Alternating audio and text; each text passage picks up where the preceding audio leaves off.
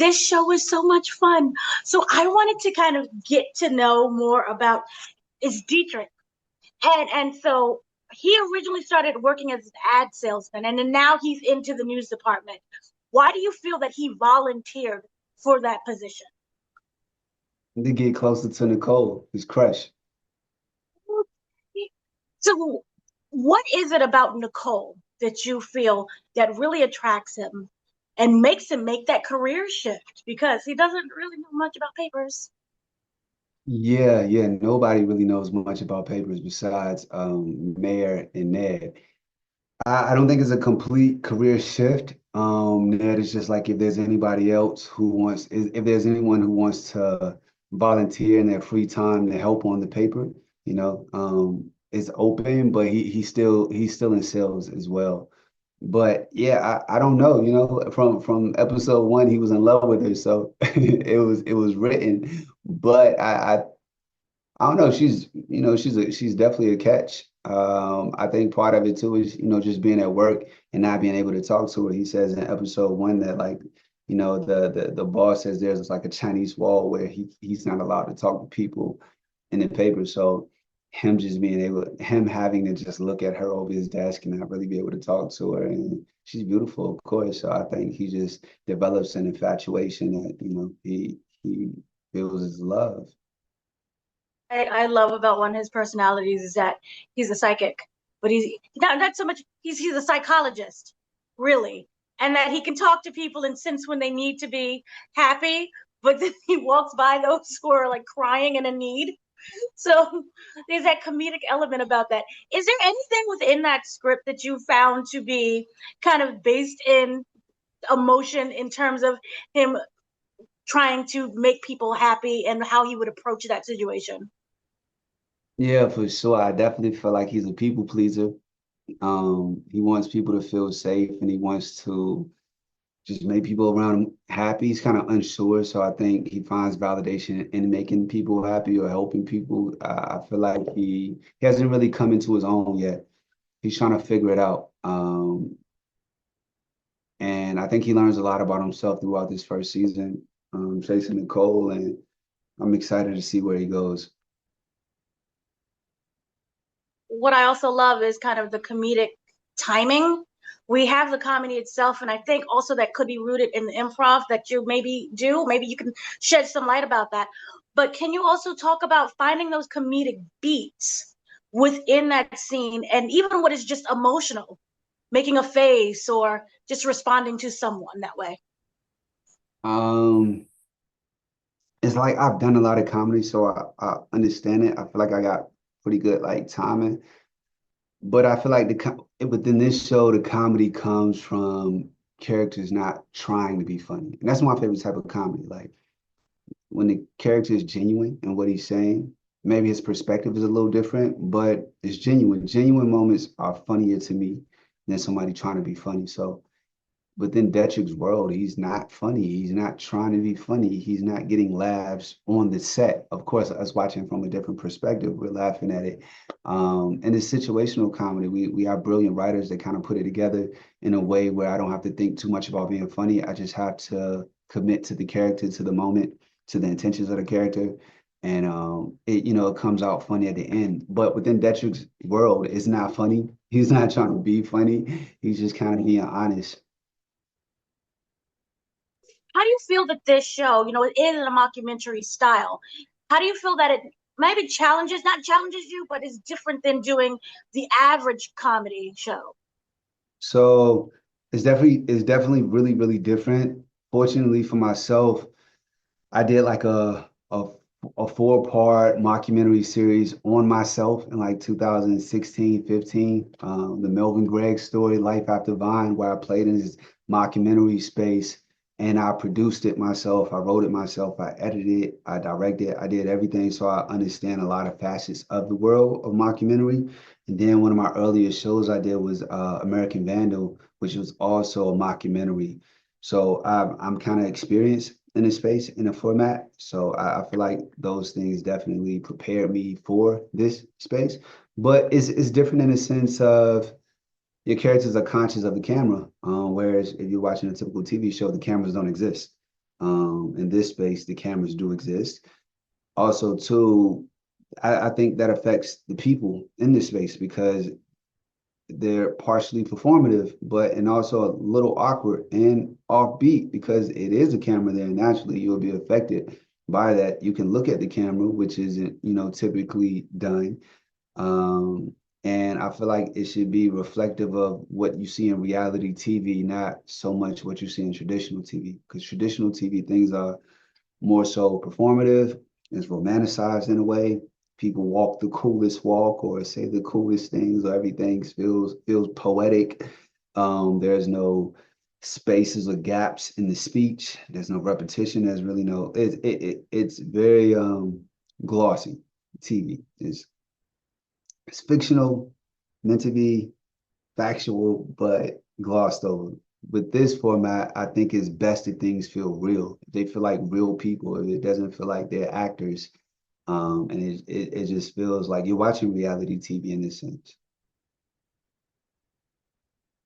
Aside from Nicole and kind of hoping that there's a relationship there with her, is there anything else that you feel that Detrick is looking for or hoping to gain by joining the paper?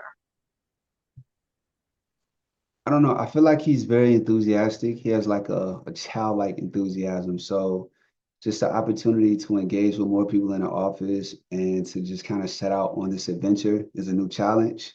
I feel like he kind of thrives in spaces of challenges. As a salesman, every call is a challenge.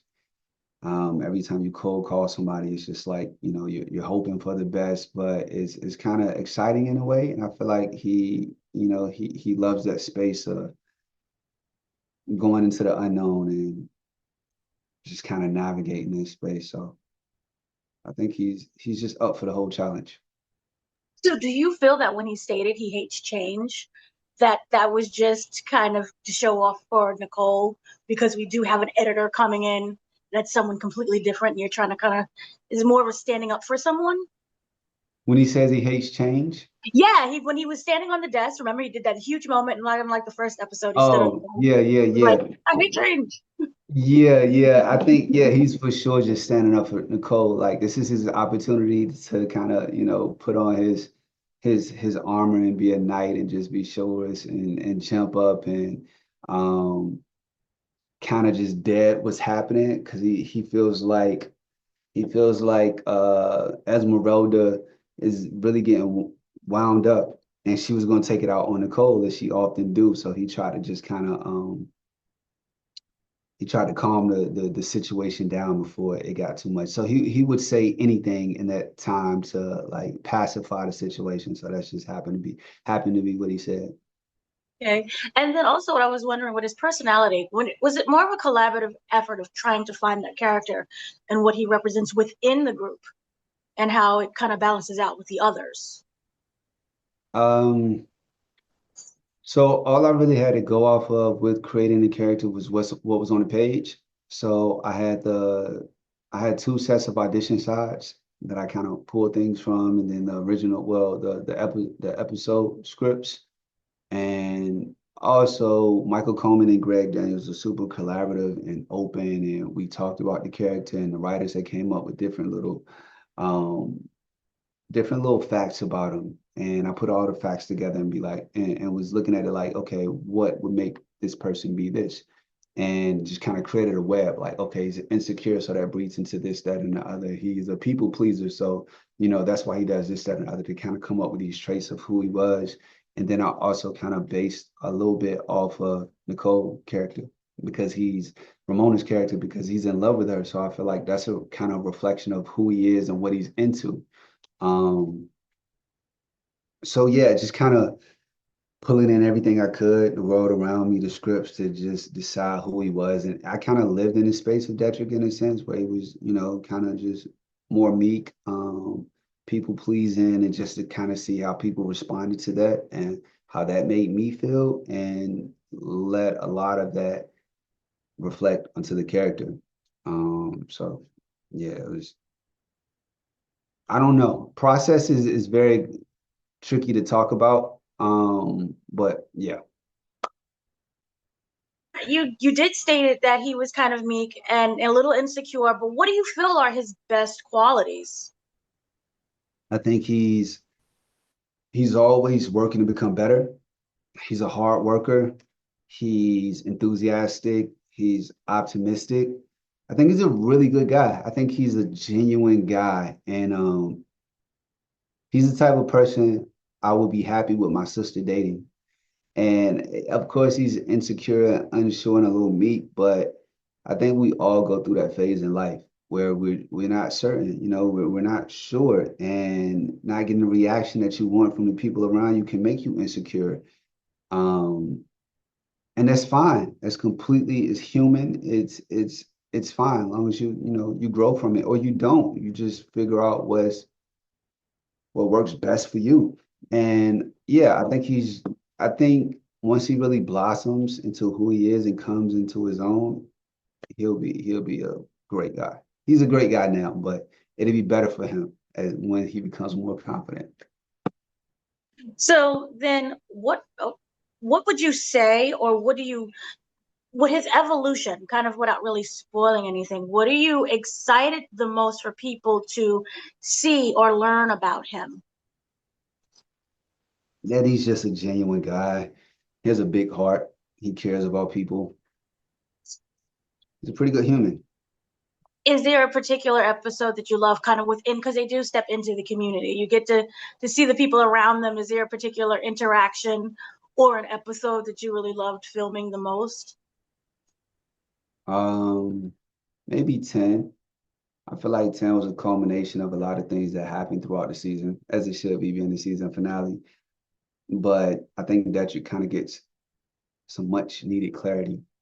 Um, and I think it's a nice launching pad to see what he does in season two. So we do have a second season that we do know of. Yep. What do you hope kind of is that in game for Detrick himself, without necessarily being in a relationship, but just him and his growth overall? Yeah, it's similar to what I just spoke to. I hope he gains more confidence, becomes more sure of himself, just kind of comes into his own. Um, which naturally happens. Like I think Detrick is maybe in his late 20s, and I feel like for men around that time of your life, you realize you got to kind of step into your big boy shoes and start making executive decisions and become a man. A lot of times in your 20s, you pretty much just a professional teenager, figuring it out. But yeah, once you step into your 30s, you got to pull it together, and I feel like that's the space he's in right now. Did the series allow for a lot of kind of the improv? Yeah, yeah. It's definitely open for it, but the script is so good. You don't have to like to try to improve upon it. It's not necessary. For myself, I always do a few takes of what's on the page and then, try some things out. But I don't feel pressured to be like, oh, let me try to improve upon this or add in a joke here and there. Just kind of let it be. And improv is tricky because you got to know when to do it and how to do it, and you don't want to derail the scene or where it's going. And I think it's important to know when not to improv. And then lastly, I was wondering about the style. Did you have any say in kind of how he looked, or do you feel that the clothes represented the best of his personality, or was it more of the person he wanted to be? No, it was definitely very, very collaborative. If I had any type of point of view on it, they were very open to hearing my thoughts with like his hair, his look, just everything about him.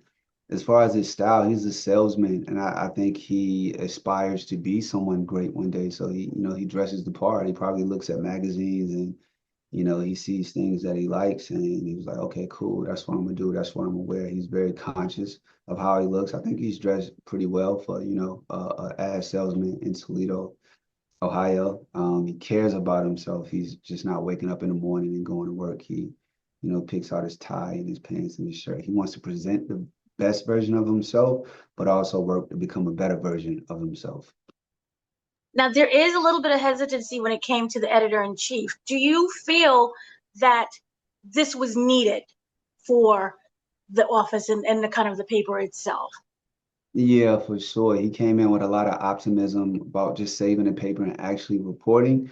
Before that, it was just I feel like everyone was just content in the space of, I'm on this ship, it's kind of sinking, but let me get what I can out of it before it completely goes away. And him being in ad sales, he could still kind of benefit based off of how hard he works.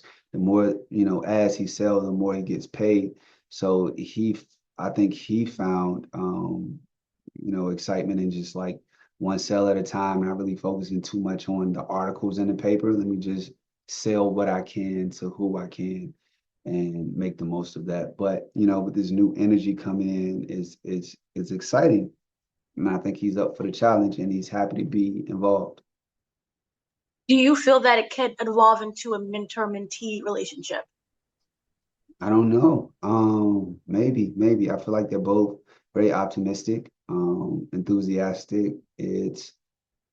I think as Detrick,